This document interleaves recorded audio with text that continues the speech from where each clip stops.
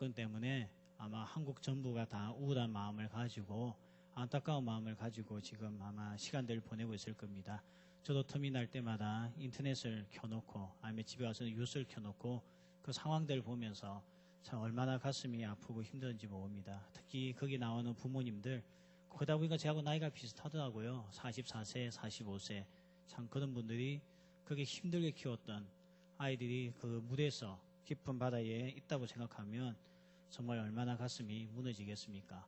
그에 비해서 오늘 그렇게 도망갔던 사실 도망은 아니더라고요. 또 변명이 나온 데 있던데 어쨌든 그렇게 갔던 우리가 선장에 대한 어떤 분노심도 가지고 어떻게 이렇게 무책임할 수 있을까 이런 마음도 가지게 되었지 않습니까? 우리나라 역사에 보면 임진왜란 때에도 왕이 도성을 버리고 도망간 사건이 한 번 있었고요. 또 우리가 역사에 보면 6.25 전쟁 때 지도부가 살기 위해서 한강 다리를 과감하게 절단하여서 수많은 사람들의 이산가족과 또한 죽는 사건이 있었지 않습니까? 우리나라가 한 번씩 가다가 이런 도덕성의 결여, 책임감의 결여가 나타나는 큰 사건들이 있는 것 같아요. 그런데 우리가 그런 사람을 향해서 비난하기 전에 한번 생각해 봐야 될 것은 남을 위해서 죽는다는 것이 이렇게 쉽지가 않다는 겁니다. 우리 생각에는 그때 내 같으면 이렇게 했겠다 생각이 들지만 사실은요, 남을 위해서 죽는다는 거, 그것은 아무나 할 수 있는 게 아닙니다. 내 자식이고 내 혈육이면 할 수 있을 것 같지만 남을 위해서 목숨을 내놓고 내가 나의 목숨과 그들의 생명을 바꾼다는 것은 사실은 쉬운 문제가 아닙니다. 언론이 그쪽으로 몰고 가니까 우리가 그 사람을 비방하고 욕하고 있지만 사실 그도 사람인 거죠. 쉽지는 않은 결단이었을 겁니다. 이와 같이 오늘 남을 위해서 죽는 게 쉽지가 않은데 오늘 예수님은 우리들 위해서 죽으시고 우리에게 생명을 가져다 주었다는 거죠. 그래서 로마서 5장의 12절에 보면 한 사람으로 말미암아 이 땅에 사망이 이르게 되었고 로마서 5장 17절에 보면 한 사람으로 말미암아 이 땅에 생명이 주어졌다고 이야기하면서 한 사람의 역할이 이렇게 중요하다는 거죠. 결국 한 사람 때문에 지금 얼마나 많은 사람들이 슬픔과 비애 속에 빠져 있습니까? 그러나 한 사람 되시는 예수님 때문에 우리는 이 모든 은혜들 또한 누릴 수 있게 되었다는 것. 참 이게 아마 고난주간에 우리가 지내면서 생각해보고 묵상해야 할 부분인 것 같습니다. 부활절을 맞이하였습니다. 부활절에 대한 사람들의 생각이 다양합니다. 오늘 우리가 읽었던 본문에 보면 세 종류의 사람이 나오거든요. 첫 번째 사람이 뭔가 하면 오늘 우리가 읽었던 말씀 11절에 보면 사도들은 그들의 말이 허탄한 듯이 들려 믿지 아니하니 이런 말씀이 나오죠. 첫 번째 부활에 대해서 사람들의 반응이 뭔가 하면 허탄한 듯이 듣는다는 겁니다. 여인들이 예수님이 부활하셨다, 살아나셨다 이 소식을 사도들에게 알렸는데 사도들은 그것을 어떻게 들었는가? 허탄한 듯이 들었다는 거죠. 이 허탄하다는 단어가 성경에 딱 한 번 나옵니다. 그 뜻이 원어 성경을 찾아보면 무슨 뜻인가 하면 미친 사람이 이야기하는 것을 듣는 그 상태였죠. 그럼 사실 막달라 마리아는 정신이 나간 여자였습니다. 귀신 들려서 제정신이 아닌 여자였죠. 그런 여자를 예수님이 고쳐주셨습니다. 근데 이 여자가 무덤에 갔다 오고 나더니 무덤에서 갔다 오더니 갑자기 허탄한 말을 하기 시작했다는 거예요. 그러니까 믿을 수 있겠습니까? 그렇게 생각했겠죠. 이 정신이 나갔던 여자가 예수님 때문에 고침받더니 예수님이 세상을 떠나고 나니까 또다시 정신이 돌았구나 생각한 듯이 들었다는 거죠. 오늘날 부활의 메시지를 이렇게 듣는 사람들이 있습니다. 허탄한 듯이 미친 사람들이 하는 이야기로서 듣고 넘어가는 사람이 있다는 거죠. 두 번째 분류의 사람이 나옵니다. 그것은 베드로의 모습이죠. 12절에 보면 베드로는 일어나 무덤에 달려가서 구부려 들여다보니 세마포만 보이는지라 그된 이를 놀랍게 여기며 집으로 돌아갔다는 겁니다.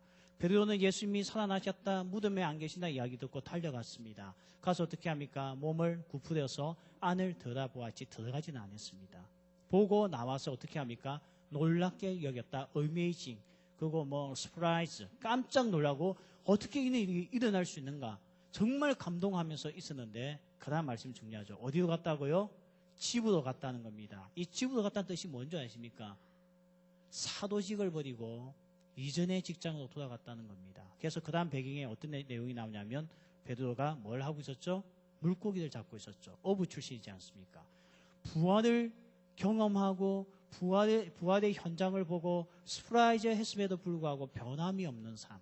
오히려 더 그의 감정이 이끌려서 이전보다 더 못한 집으로 돌아가서 어부의 일을 하고 있는 이런 종류의 그리스도인도 오늘 부활의 부활절을 맞이해서 있다는 겁니다. 부활절 놀랍지? 죽은 사람이 살아난 건 놀랍지? 아, 그분 때문에 내가 다시 살 수 있다고 놀랍구나. 스프라이즈 하구나. 그래서 끝이에요. 우리의 일상생활은요, 이전으로 돌아가는 거예요. 여전히 집을 떠나지 못하고 이전에 하던 그 삶의 습관을 벗어나지 못하는 거기에 머물고 있는 부활에 대해서 반응하는 사람이 있다는 겁니다. 근데 오늘 우리가 살펴보려고 하는 세 번째는요, 여자들입니다. 이 여자들은 오늘 이 부활하신 예수님을 알게 되면서 그들에게 큰 반응이 생겼죠. 오늘 먼저 말씀해 보면요, 이들이 예수님의 부활하신 예수님을 바라보면서 그들은 이 예수님의 시체에다가 향품을 뿌리기 위해서, 원래 이게 이스라엘의 장례법이와 틀립니다. 우리는 땅에 묻고 나면 이제 그다음부터는, 이전에는 동물을 이렇게 시체를 훔쳐가거나 아니면 동물이 와서 시체를 뜯어먹기 때문에 무덤가를 지켰지 않습니까? 근데 여기는 무덤이 아니고 동굴 안에다가 시체를 집어넣고 있기 때문에 얼마든지 사람이 출입을 할 수가 있었습니다. 그래서 4일째가 되면 향품을 가지고 와서 그 몸에다가 다시 한 번 더 뿌려주는 일을 합니다.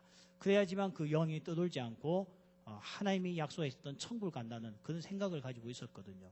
그래서 향품을 가지고 그곳에 갔더니 뭐가 없어졌습니까? 예수님의 시체가 없어진 거예요. 그래서 그들은 그때부터 근심하기 시작되었다 되어 있죠. 그런데 원래 이 사건은 요한복음에 보면 두 가지 이야기가 나옵니다. 첫 번째, 이 여인들이 그곳에 갈 때 근심했던 게 첫 번째가 뭔가 하면 이 큰 돌의 무덤을 누가 굴려줄까? 이게 첫 번째 고민이었어요. 근심했죠. 근데 갔더니 무덤 앞에 있던 큰 돌이 어디 갔습니까? 사라지고 없었습니다. 그러면 근심이 사라졌지 않습니까? 근데 두 번째 근심이 생겼습니다. 그게 뭐죠? 예수님의 시체가 보이지 않더라는 겁니다. 이게 바로 근심이에요. 우리 생각에는 이 문제의 근심이 사라지고 나면 다시는 근심이 없을 것 같죠? 그게 아니라는 겁니다. 돌을 누가 굴려줄까 근심했고 그 근심의 문제가 해결되었다고 한다면 이제는 정말 하나님 앞에 감사하고 찬양하고 살아야 되지 않습니까? 근데 곧 이어서 또 근심이 나오는 거예요. 시체가 어디 갔지? 누가 훔쳐갔지? 이 일이 어떻게 되었지? 이렇게 이 여인들의 근심은 끊어지지 않았다는 겁니다. 오늘 우리에게도 이 근심 보세요. 정말 대학을 갈 수 있을까 근심했죠. 대학 갔습니다. 근심이 없어진 것 같죠. 또 근심이 생깁니다. 나도 대학에 가서 누구 사귈 수 있을까? 왜 다 딴 애들은 짝인데 나는 왜 없을까? 근심이 시작되는 거죠. 그러다가 공부에 대한 근심이 있습니다. 졸업을 하게 됩니다. 직장에 대한 근심이 생깁니다. 직장 들어가면 근심이 끝입니까? 그 다음부터 이 직장이 얼마나 있어야 될까 하는 근심이 생기죠. 그만 끝입니까? 결혼에 대한 근심이 있습니다. 결혼했습니다. 나중에는 자녀 출산에 대한 근심이 있습니다. 자녀들 낳았습니다. 그 근심이 없어집니까? 이놈을 어떻게 키울까에 대한 근심이 있죠. 나중에 키웠습니다. 이놈이 잘 살 수 있을까? 근심합니다. 근심은 끊어지지 않아요. 오늘 이는 근심을 끊어버린 사건이 뭔가 하면 예수님의 부활이었습니다. 오늘 이 여인들은 이 시체가 사라진 것이 아니고 예수님이 살아났다는 것이 두 천사를 통해서 듣고 난 이들은 기쁨을 가지고 돌아갔다고 말씀하고 있습니다. 그들은 더 이상 무덤에 머물지 않았다는 겁니다. 오늘 우리의 삶이요, 부활의 신앙이 없으면 우리는 어디에 머무느냐? 근심을 계속해서 불러일으키는 무덤가를 떠나지 못하는 겁니다. 이 여인들은 무덤만 생각하면 근심이 끊어지지 않았습니다. 돌을 누가 굴려주나 근심. 이 시체가 어디 갔지? 근심. 이 근심이 끊어지지 않는 거예요. 오늘 정말 우리가 부활의 신앙을 가지고 예수님의 부활하심을 믿으십니까? 그러면 우리도 근심을 불러일으키는 무덤과 같은 우리 인생에서 떠나고 벗어나야 되는 줄 믿습니다. 그래서 부활이 우리에게 가져다 준 의미가 뭔지 아십니까? 부활은 우리에게 세상이 끊어버리지 못하고 해결하지 못했던 근심을 부활이신 예수님께서 한 방에 끝장내버린 사건이 부활인 줄 믿습니다. 그래서 이제 우리는 더 이상 죽은 자를 찾지 아니하고 근심의 대상인 무덤가에서 배회하는 인생을 살지 않는다는 것입니다. 그래서 우리에게는 이와 같은 놀라운 소망이 있는 거죠. 그래서 정말 이 부활은요, 우리에게 삶에 적용되어질 때에 우리는 부활의 권능, 죽음도 예수님을 붙잡지 못했던 이 부활의 권능 되시는 예수님을 발견하게 되면 우리에게는 세상에 대한 근심은 다 사라지고 없는 겁니다. 그런데 우리가 이것을 깨닫지 못하면 어떻게 됩니까? 늘 좌절하고 실망하고 낙심하죠. 어릴 때에 어머니도 일찍 돌아가셨고 그렇게 부유하게 살다가 결혼을 했는데 결혼해가지고 낳았던 첫 번째 아이도 병들어 죽고, 조금 있다가 둘째 아이를 낳을까 생각했는데 그의 아내도 병들어서 죽게 되고, 이제 모든 것을 다 잃었던 이 젊은 사람은 안 되겠다, 내가 다른 인생을 살아봐야 되겠다. 선거에 나가서 선거에 여러 번을 떨어지게 됩니다. 실패 연속. 그래서 그 친구들은 분명히 이 친구가 자살하고 말 거야 생각을 했는데 자살하기보다 대통령이 되었죠. 그가 누굽니까? 링컨 대통령입니다. 어떻게 좌절의 연속인데 이것을 극복하고 대통령까지 될 수 있을까? 그래서 친구들이 찾아가서 물었습니다. 너는 어떻게 이 좌절과 같은, 무덤과 같은 인생에서 이렇게 대통령까지 될 수 있는 그런 비전을 가질 수 있었느냐? 링컨이 했던 말이 무엇이냐면 이런 말을 했죠. 나는 성경을 읽고 그 속에서 죽음에서 부활하신 예수님을 만났다는 겁니다. 부활하신 예수님을 만난 사람들 보십시오. 무덤가에 머물지 않습니다. 부활하신 예수님을 만난 사람 무덤가에서 울고 있지 않습니다. 부활하신 예수님을 만난 사람은 그곳에 머무는 것이 아니고 이 감격과 기쁨을 가지고 세상을 향해 나가서 오늘도 부활을 알지 못한 사람들에게 전할 수 있는 그들만한 큰 기쁨이 있었다는 거예요. 원래 남에게 뉴스를 전하기 위해서는 내 안에 감동이 있어야 되는 거 아닙니까? 화장품을 하나 남들에게 자랑을 하고 선전을 해도 얼굴에 발라보고 감동이 와야 되는 거예요. 오늘 이르는 부활하신 예수님을 딱 만나고 나니까, 모든 근심을 해결해 주신 예수님을 만나고 나니까요, 이 감격이 떠나지가 않아서 그들은 세상을 향해서 이 기쁜 소식을 전했다는 겁니다. 오늘 부활절을 맞이하여서 이 부활절 앞에 오늘 이 말씀을 듣고 있는 우리 청년들 모두가 다 무덤에 머무는 신앙에서 오늘 부활하신 예수님을 만나는 그 신앙으로 나아가는 은혜가 있기를 소원합니다. 좌절의 연속이라 할지라도 그 안에서 소망을 가지고 오늘도 하나님께 주시는 이 은혜를 붙들고 죽음도 이기신 예수님의 그 권능이 내 삶에 적용이 되어서 우리 또한 승리해 나가는 그런 놀라운 은혜가 있을 줄 믿습니다. 오늘 부활은요, 좌절한 사람에게 소망과 기쁨과 무덤가가 아닌 생명에 있는 곳으로 가게끔 해줬다고 한다면, 이 부활의 또 올바른 반응 두 번째 뭔가 하면 죽음을 이해하는 시각이 달라졌다는 겁니다. 여러분, 죽음이라는 것은 참 무서운 거죠. 죽음이 가장 무서운 이유가 단절입니다. 단절. 죽을 때 아픈 게 고통이 아닙니다. 죽음은 관계를 단절하는 거죠. 이번에 보십시오. 아이가 저 물속에 빠져 있고 그래서 죽었는지 살았는지 알 수 없는 가운데 죽었다는 이야기를 듣는 순간 부모들은 절규합니다. 왜? 단절되었으니까. 이게 죽음에 대한 공포와 두려움이죠. 사실은 이 죽음은요, 이 죽음 앞에서는 모든 것들은 다 소용이 없습니다. 여러분, 이번에 물에 빠져있는 애들 우등생일까요? 아닐까요? 그게 대해서 어느 누구도 관심이 없습니다. 그 애들 지난 1학년 때 성적이 어땠을까요? 아무도 관심이 없습니다. 그네 집안 부자일까요? 가난할까요? 아무도 관심이 없습니다. 원래 죽음 앞에서는 모든 것들이 다 소용없는 법이에요. 그만큼 죽음은 우리에게 공포의 대상입니다. 원래 그렇잖아요. 무슨 사람 만나면요, 그 전에 만났던 사람은 기억도 안 납니다. 지금 그 사람만 기억이 나는 거죠. 똑같이 죽음은요, 이 죽음 앞에 서 있는 우리 모두는 그 모든 것들이 다 의미가 없는 겁니다. 그런데 이 죽음의 모든 것을 변화시켜 놓은 게 뭡니까? 부활입니다. 보세요. 이 여자가, 처녀가요, 죽었습니다. 시골 동네였어요. 그것도 죽은 게 아니고 자살해서 우물에 빠져서 죽었습니다. 옛날에 우물에 많이 빠져 죽었던 것 같아요. 자, 그래서 처녀가 죽었습니다. 그러면 어떻게 됩니까? 이거는 그 동네가 재앙을 받는 거죠. 그래서 어떻게 하냐면 그 처녀를 갖다가 물론 장사 지내지만 항상 하는 게 뭐냐? 굿을 합니다. 굿을 안 하면 어떻게 됩니까? 이 처녀 귀신이 나타나가지고요, 그 마을을 숫대밭으로 만들어 놓는 거예요. 아, 이거 그냥 이야기입니다. 진짜 그런 게 아니고요. 그래서 처녀가 이게 자살해서 죽으면요, 이 동네 사람들이 얼마나 긴장을 하는지 그 원혼을, 그 억울한 혼을 달래주기 위해서 어떻게 하는가 하면 굿도 하고 묘자리를 만들어주죠. 근데 묘자리는 어디에 만듭니까? 처녀가 자살해서 죽으면 묘를 어디다 씁니까?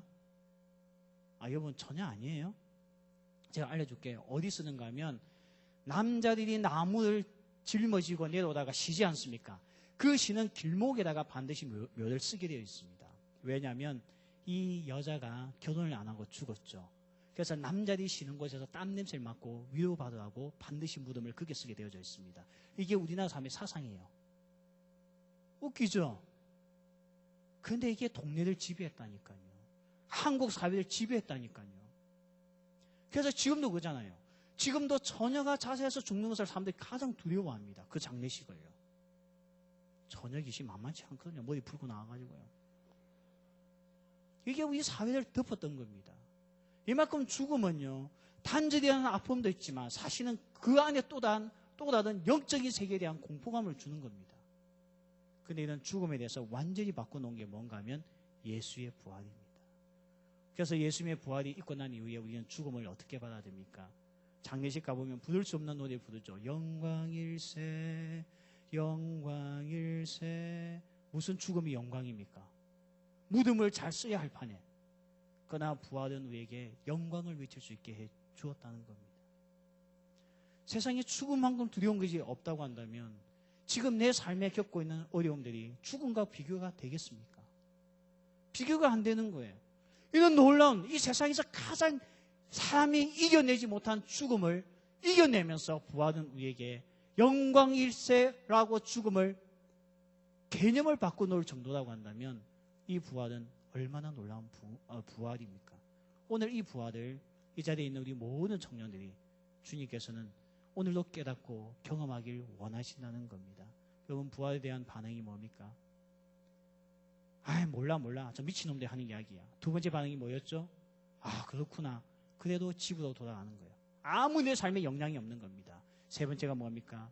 오늘 이 여인들 같이 부활하신 예수님을 만나고 나니 그들 안에 있던 좌절과 그들 안에 있던 근심이 다 떠나고 기쁨과 찬양으로서 세상에 나가 부활하신 예수님을 전할 만큼 그들의 삶에 대혁명이 일어났죠. 또 보세요. 이전까지는 죽음이 절망이었지 않습니까? 그러나 이제는 죽음이요 영광이 되는 거예요. 아마 이번에 그 선장님이 죽음이 영광인 것을 알았다면 오히려 죽는 것을 택했을 겁니다. 그에게 죽음은 영광이 아니었거든요. 말로 다 표현할 수 없는 두려움과 공포였거든요. 그래서 피할 길을 택했던 것 같아요. 그러나 오늘 예수님을 믿는 자, 부활의 믿음을 가진 자는 죽음 앞에 두려워 떠는 자가 아니고요. 영광일세, 영광일세. 죽음도 영광이라고 한다면 고난이 우리에게 삶에 큰 영향을 미치겠습니까? 오늘 부활의 권능을 사랑하는 하나님의 놀라운 은혜가 있기를 소원합니다. 기도하겠습니다. 하나님, 너무나 감사합니다. 사람을 위해서 대신 죽는 것이 얼마나 어렵고 힘든지를 이번에 우리가 세월호 사건을 통해서 알게 되어집니다. 이 힘든 이들 예수님께서 사랑하사 자발적으로 십자가를 지시고 또한 여기서 끝난 것이 아니라 저 죽음의 권세를 무너뜨리고 우리에게 오늘 이 부활의 예수님을 보여주시니 너무나 감사합니다. 이 부활의 놀라운 소식이 우리에게 그냥 지나가는 것이 아니고 우리의 삶의 현장까지 이어지게 하여 주옵소서. 부활에 대한 지식과 목격과 경험이 있음에도 불구하고 베드로와 같이 무기력하게 집으로 돌아가는 자가 되지 않게 하여 주옵소서. 부활의 권능을 가지고 하나님 근심을 이겨내는 자들 되게 하여 주옵시고 죽음을 영광으로서 바라볼 수 있는 그 믿음을 우리에게 심어 주옵소서. 주 예수 그리스도의 은혜와 하나님의 사랑과 성령의 교통하심이 오늘 이 부활의 놀라운 권능 그 믿음을 가지고 살고 다시마는 사랑하는 모든 형제 자매들 머리 위에 지금부터 영원까지 함께 있을지어다. 아멘.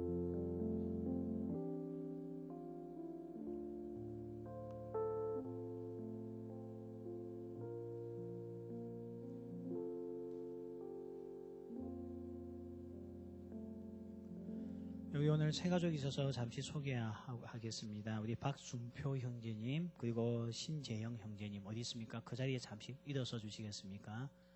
여기 저 뒤에 계시는데요. 또 한 분 어디 계십니까? 예, 우리 뜨거운 박수로서 환영하겠습니다. 예, 만나서 예, 반갑습니다. 예, 자리에 앉아 주시고요. 마치고 저하고 잠시 틱타임을 좀 가졌으면 좋겠습니다. 우리 또 5주 동안 우리 열심히 나온 우리 허민지가 있거든요. 우리 민지 나오세요. 저희가 성경책을 선물로 했습니다. 허민지. 저는 민지라는 이름을 처음부터 다 기억했어요. 왜냐면 우리 딸 이름이 이민지거든요. 그래가지고 너무 친근했거든요.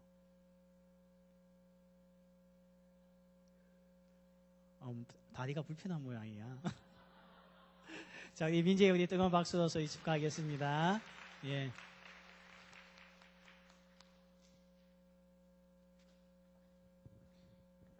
네, 오래간만에 나온 것 같네요. 이제 광고하려고 나왔습니다. 저희 주보 뒤에 참고해 주세요. 다음 주에 4.27 행복축제가 있습니다. 이제 친구들 데려오실 텐데, 오면은 본당 앞에서 이렇게 새가족 이제 등록을 할 겁니다. 거기서 등록지를 작성한 후에 이제 선물을 받아가시면 됩니다. 그리고 토요일 날, 이번 주 토요일 날에는 그 목장별로 지금 순서가 이제 전도가 편성되어 있는데 그 편성 말고 전부 다 나오셔가지고 예, 목자들도 다 나오시고 목원들 다 나오셔가지고 우리 같이 함께 마지막으로 힘을 내서 전도할 수 있는 시간을 가지겠습니다. 그리고 오늘은 주일 예배 마치고 목장별로 이제 계란을 다 나눠드렸거든요. 같이 그 지정된 그 봉투 앞에 보면은 지도랑 어떻게 전도할 수 있는지 그 문구랑 그 다음에 지도가 있어서 그걸 참고하셔가지고 그 섹터로 가셔서 전도하면 되겠습니다. 한 주간 그 세월호가 침몰 하면서 우리 대한민국 전체가 애통한 마음을 가지고 있었는데 우리도 그런 마음을 좀 가졌으면 좋겠습니다. 옆에 있던 친구, 제일 소중한 친구, 그리고 우리 부모님들이, 믿지 않는 부모님들이 그런 마음으로 우리가 좀 애통한 마음을 가지고 전도도 하고 해야 되는데 우리가 왜 그런 마음을 저 또한 그랬는데 왜 그런 마음을 가지지 않고 그냥 그랬을까? 이번 한 주 동안 생각을 하면서 많이 느꼈던 것 같습니다. 우리 같이 애통한 마음으로 마지막 힘을 내가지고